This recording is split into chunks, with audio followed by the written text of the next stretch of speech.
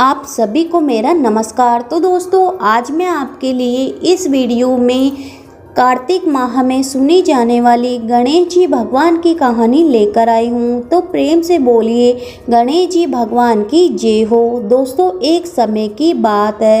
एक गांव में एक दादी और पोती रहती थी, जिन्होंने गणेश जी भगवान की कहानी सुनने का नियम बना रखा था।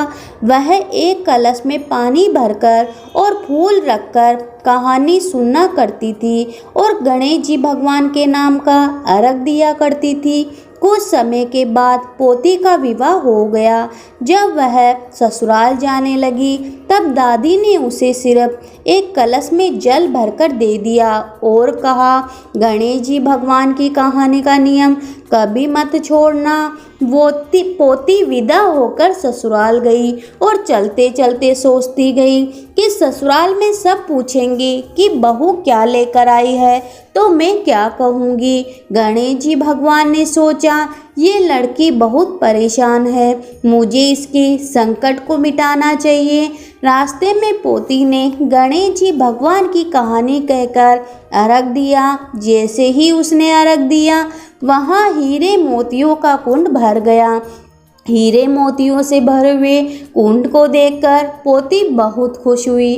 फिर वह खूब पहन ओढ़कर ससुराल पहुंची। वहां उसके ससुर जी ने उसकी सास से कहा कि हमारी बहू तो बहुत बड़े घर की है, बहुत सारा धन लेकर आई है। तुम ऐसा करो कि पड़ोस के घर से मूंग चावल उधार लाकर बहू के लिए भोजन बनाओ। जब उसकी सास मूंग चावल बनाने लगी, तो बहू ने कहा, सासू जी, आप यह मूंग की दाल और चावल मेरे कलश के जल से लेकर बनाओ। सास ने अपनी बहू की बात को मानकर कलश के जल से चावल और दाल बनाई। तभी चमत्कार हुआ। उनकी पूरी रसोई अनाज और तरह तरह के भोजन से भर गई।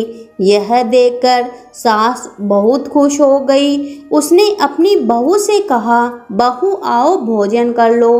तब बहू ने कहा, अभी घर में किसी ने भी भोजन नहीं किया, तो मैं कैसे भोजन कर लूं? और मेरा गणेश जी भगवान की कहानी कहने का नियम है। सास ने कहा, बहू मैं भी यह कहानी सुनूंगी। फिर बहू ने एक कलश में जल भरकर और फूल रखकर गणेश जी भगवान की कहानी कही और घर के सभी सदस्यों ने गणेश जी भगवान की कहानी सुनी। गणेश जी भगवान की कृपा से उनके घर में धन का भंडार भर गया। यह देखकर सास और भी अधिक प्रसन्न हुई। फिर वह खुशी खुशी अपने पूरे मोहल्ले में गणेश जी भगवान का प्रसाद बांटने लगी।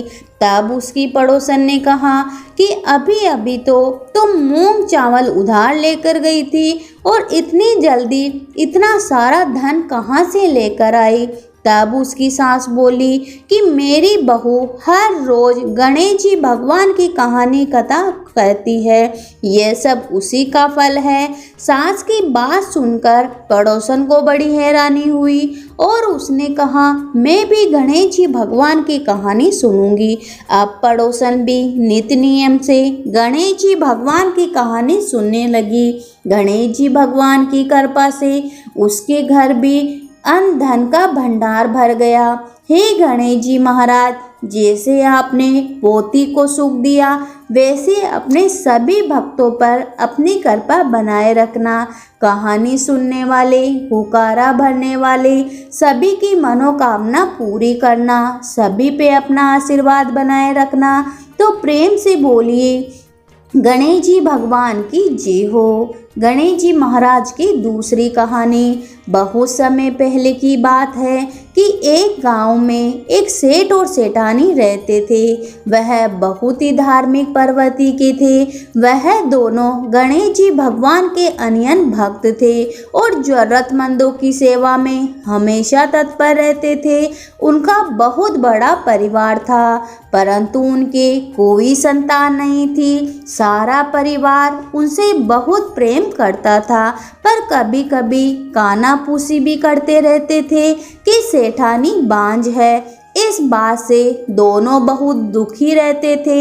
एक समय की बात है, सेठ सेठानी गणेश जी भगवान के मंदिर में पूजा कर रहे थे। पूजा करने के बाद वह मंदिर से बाहर आए कि मंदिर की सीढ़ियों पर एक 2 साल का बच्चा बैठा रो रहा था। सेठ जी ने चारों तरफ देखा कि बच्चे के माता पिता वहीं आसपास होंगे, परंतु उन्हें कोई भी दिखाई नहीं दिया।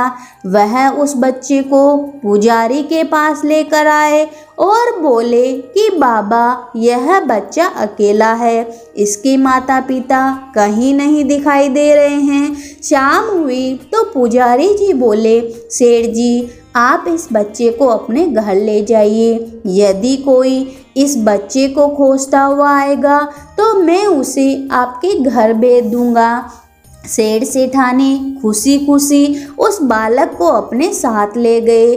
जब कई महीनों तक उस बालक का कोई भी लेने नहीं आया तो सेठानी ने उस बच्चे को गोद लेने का मन मनाया। गांव के सरपंचों की सलाह से गोद ले लिया। उस बच्चे का नाम उन्होंने गणेशिया रखा। ऐसे ही कई दिन बीत गए। एक दिन एक ठग पति पत्नी उस गांव में आए और गणेश जी महाराज के मंदिर के सीढ़ियों पर जाकर बैठ गए।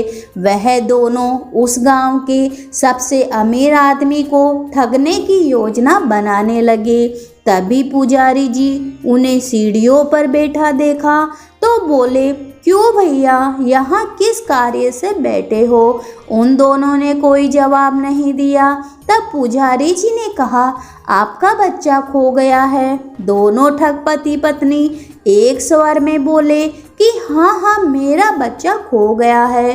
पुजारी जी पूछे, कितने समय की बात है? वह दोनों अनजाने में बोले, यही कोई 4-5 साल की बात है।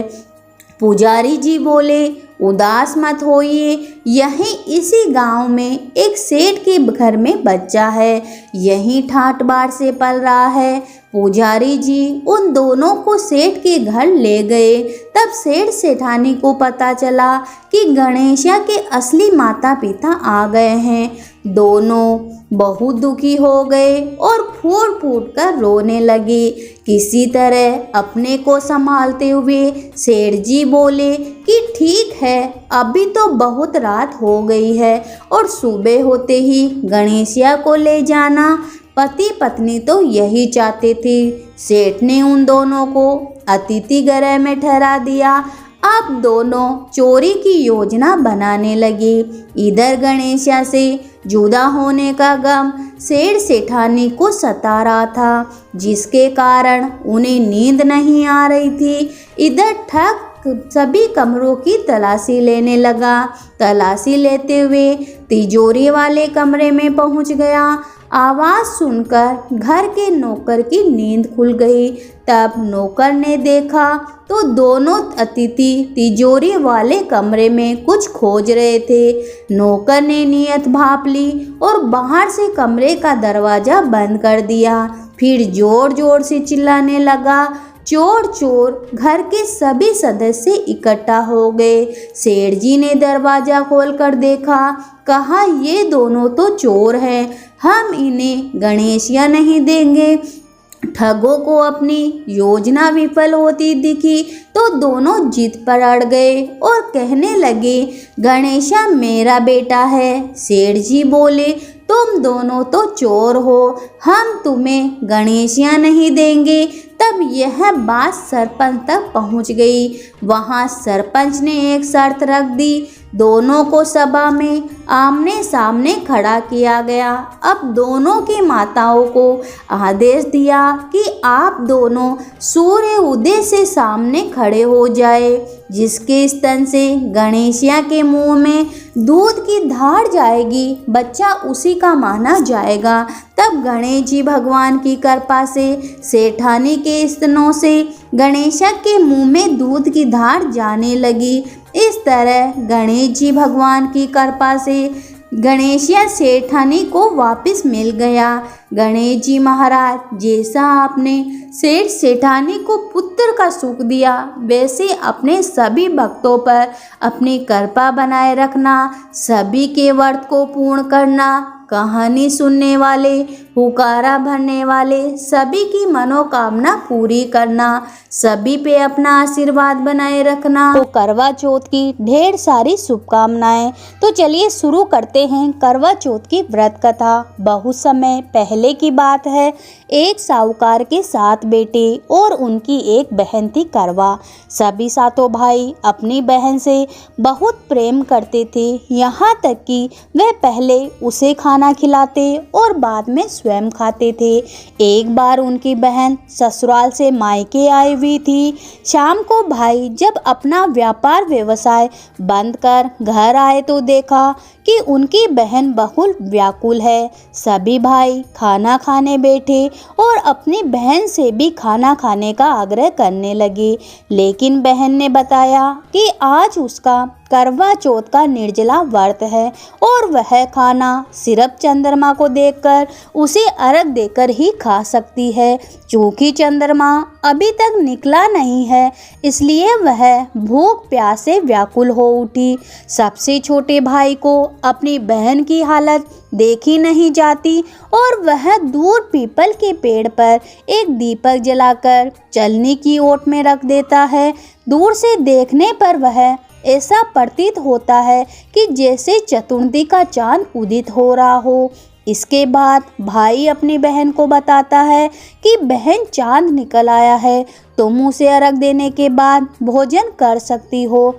बहन खुशी के मारे सीढ़ियों पर चढ़कर चांद को देखती है, उसे अर्घ देकर खाना खाने बैठती है।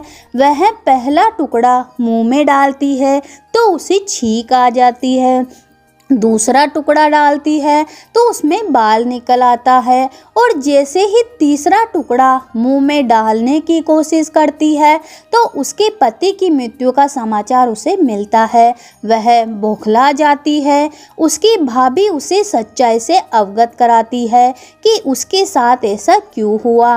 करवा चौथ का व्रत गलत तरीके से टूटने के कारण देवता उससे नाराज हो गए और उन्होंने ऐसा किया। सच्चाई जानने के बाद करवा निश्चय करती है कि वह अपने पति का अंतिम संस्कार नहीं होने देगी और अपने सतीत्व से उन्हें पुनर्जीवन दिलाकर रहेगी। वह पूरे 1 साल तक अपने पति के शव के पास बैठी रहती है, उसकी देखभाल करती है। उसके ऊपर उगने वाली सुई नुमा घास को वह एकत्रित करती जाती है। 1 साल बाद फिर करवा चौथ का दिन आता है। उसकी सभी भाभियाँ करवा चौथ का व्रत रखती है। सभी भाभियाँ उससे आशीर्वाद लेने आती है तो वह प्रत्येक भाभी से यम सुई ले लो, पिया सुई दे दो, मुझे भी अपनी जैसी सुहागन बना दो, ऐसा आग्रह करती है। लेकिन हर बार भाभी उसे अगली भाभी से आग्रह करने का कहकर चली जाती है। इस प्रकार जब 6ठे नंबर की भाभी आती है तो करवा उससे भी यही बात दोहराती है। यह भाभी उसे बताती है क्योंकि सबसे छोटे भाई की वजह से उसका व्रत टूटा था, अतः उसकी पत्नी में ही शक्ति है कि वह तुम्हारे पति को दोबारा जीवित कर सकती है। इसलिए जब वह आए तो तुम उसे पकड़ लेना और जब तक वह तुम्हारे पति को जिंदा न कर दे उसे नहीं छोड़ना। ऐसा कहकर वह चली जाती है। सबसे अंत में छोटी भाभी आती है। करवा उससे भी सुहागिन बनने का आग्रह करती है, लेकिन वह टाल मटोली करने लगती है। इसे देख करवा उन्हें जोर से पकड़ लेती है और अपने सुहाग को जिंदा करने के लिए कहती है। भाभी उसे छुड़ाने के लिए नोचती है, कसोड़ती है, लेकिन करवा नहीं छोड़ती। अंत में उसकी तपस्या को देखकर भाभी पसीज जाती है और अपनी छोटी उंगली को चीरकर उसमें से अमृत उसके पति के मुंह में डाल देती है। करवा का पति तुरंत श्री गणेश कहता हुआ उठ बैठता है। इस प्रकार प्रभु कृपा से उसकी छोटी भाभी के माध्यम से करवा को अपना सुहाग मिल जाता है। हे श्री गणेश जी, हे माँ गौरी, जिस प्रकार अपने करवा को चीर सुहाग का वरदान आपसे मिला, वैसे सभी सुहागिनी को मिले। कहानी सुनने वाले, हुकारा भरने वाले सभी की मनोकामना पूरी करना, सभी पे अपना आशीर्वाद बनाए रखना, सभी को सुहागिन का आशीर्वाद देते रहना। एक दिन गणेश जी महाराज के मंदिर का मेला आया। सभी जने मेले में जा रहे थे। एक छोटी सी लड़की थी। वो अपनी माँ से बोली कि माँ, मैं भी मेले में जाऊंगी। माँ बोली, वहाँ बहुत भीड़ होगी, तू भीड़ में दब जाएगी। पर लड़की तो नहीं मानी। माँ ने कहा, ठीक है, चली जा, और उसके साथ 2 चूरमे के लड्डू बांध दिए। वह लोटे में जल दे दिया और भेज दिया। माँ ने कहा, बेटी, एक लड्डू गणेश जी महाराज को खिला देना, वह पानी पिला देना, फिर एक लड्डू तू खा लेना। लड़की मेले में गई। सब जने मेला देखकर वापस आने लगे और लड़की को भी वापस चलने को बोला। पर लड़की बोली, मैं तो गणेश जी महाराज को लड्डू खिलाकर ही आऊंगी, और गणेश जी महाराज की शरण में बैठ गई और कहती गई, एक लड्डू तुझको, एक लड्डू मुझको। ऐसे ही सारी रात बीत गई। गणेश जी महाराज ने सोचा, अगर मैं लड्डू नहीं खाऊंगा तो ये लड़की अपने घर नहीं जाएगी। सो छोटा सा रूप धर कर आए और लड्डू झिमकर पानी पी लिया और प्रसन्न होकर बोले कि कुछ मांग ले। लड़की बोली, अन्न मांगू, धन मांगू, 9 खंड महल मांगू, 84 दिया, हाथी अंश, बांदी पीस, खूट्यो हाथ, सेज भरतार, रुंझुन बेल, बस इतना मांगू सो मुझे देना। विनायक जी महाराज सोचने लगे, लड़की छोटी सी दिखती है पर बहुत कुछ मांग लिया। पर फिर बोले, तथास्तु। लड़की को सब कुछ मिल गया। रुंझुन बेल पर बैठकर सारा सामान लेकर घर गई। माँ ने कहा, सब तो कभी के आ गए, तू कहाँ थी? लड़की बोली, सब तो मेला देखकर आए हैं, मैं तो विनायक जी महाराज को चूरमा खिलाकर पानी पिलाकर आई हूँ। विनायक जी महाराज ने प्रसन्न होकर मुझे सब कुछ दे दिया। उसकी माँ और सब लोग देखते ही रह गए और विनायक जी महाराज की बहुत मान्यता रखने लगी। हे विनायक जी महाराज, जैसा उस लड़की को दिया वैसा सबको देना। कहानी सुनने वाले, होकारा भरने वाले सभी परिवार को देना, सभी पे अपना आशीर्वाद बनाए रखना। तो प्रेम से बोलिए, ज्योत माता और विनायक जी महाराज की जय हो।